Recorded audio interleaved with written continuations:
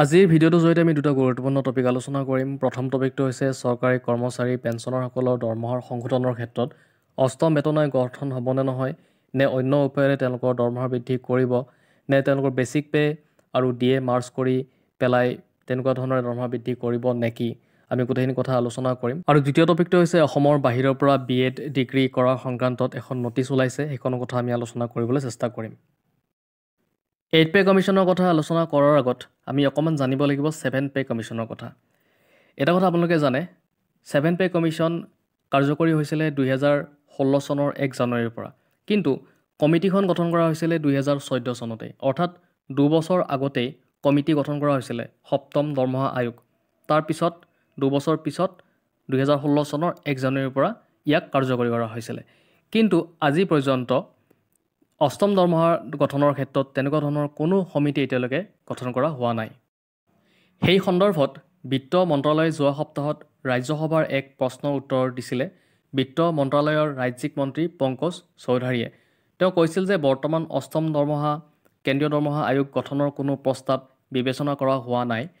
এই প্ৰশ্নটো উত্থাপন কৰিছিল বিধায়ক জাভেদ আলী খান আৰু ৰামজিলাল সুমনে।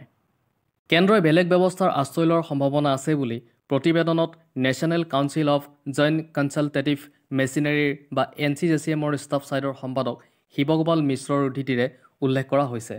গতিকে এই মুহূৰ্তত এইটো কোৱা টান যে আগন্তুক যি অষ্টম পে আয়োগ গঠন হ'ব নে নহয়, বা অন্য কিবা ব্যৱস্থা ইমপ্লিমেণ্ট কৰিব নেকি, এই মুহূৰ্তত সেই কথা কিন্তু স্পষ্ট হোৱা নাই। আজিৰ ভিডিঅ'ৰ দ্বিতীয় গুৰুত্বপূৰ্ণ টপিকটো হৈছে BEd ডিগ্ৰী ছাবমিশ্যন কৰাক লৈ পেলাই। অসমৰ বাহিৰৰ পৰা যিসকলে BEd ডিগ্ৰী কৰিছে তেওঁলোকৰ ডাটা ছাবমিশ্যন কৰাক লৈ পেলাই। ইয়াতে চাওক কি দিছে, ডেটটো দেখিছে আপোনালোকে 9/12/2024, অৰ্থাৎ যোৱাকালি তাৰিখত এখন পাব্লিছ আছে গভৰ্ণমেণ্ট অফ আছাম আৰু office of the inspector of school NDC Nagaon. আৰু ইয়াতে to the principal headmasters all government provincialised high school higher secondary senior secondary schools Nagaon Hojai ডিষ্ট্ৰিক্টৰ যিখিনি স্কুলছ আছে, গভৰ্ণমেণ্ট স্কুল প্ৰভিঞ্চিয়েলাইজ হ'ব পাৰে, হায়াৰ ছেকেণ্ডেৰী বা ছিনিয়ৰ ছেকেণ্ডেৰী যিখিনি স্কুল আছে, তাত যিখিনি BEd ডিগ্ৰী থকা মানুহ আছে বা শিক্ষক আছে, সেই শিক্ষকসকলে তেওঁলোকৰ ডাটাখিনি ছাবমিশ্যন কৰিব লাগিব। ইয়াতে দিছে submission of the data on teachers with BEd degree from universities outside Assam. অসমৰ বাহিৰৰ পৰা যিসকলে BEd ডিগ্ৰী লৈছে তেওঁলোকৰ ইয়াতে আউটলাইন দিয়া হৈছে। আউটলাইনখিনিত তেওঁলোকে তেওঁলোকৰ নিজৰ স্কুলৰ নামটো, তাৰপিছত তেওঁলোকৰ টিচাৰ তেওঁৰ নামটো, তাৰপিছত তেওঁ কেতিয়া BEd ডিগ্ৰী পাছ কৰিছিলে আৰু কোনখন ইউনিভাৰ্চিটিৰ পৰা বা কলেজৰ পৰা তেওঁ পাছ কৰিছিলে, গোটেইখিনি কথা ইয়াতে দিব লাগিব। ইয়াতে কথা এনেকৈ লিখিছে যে in reference to the subject cited above and as out by the inspector of police CID Guwahati Assam, I am to request you to provide the detail of the teachers working in your respective schools who hold a BEd degree obtained from universities outside Assam. The required information should be submitted in the format outlined below. তো ইয়াতে ক'লো এইখিনি কথা, এইখিনি দিব দিছে।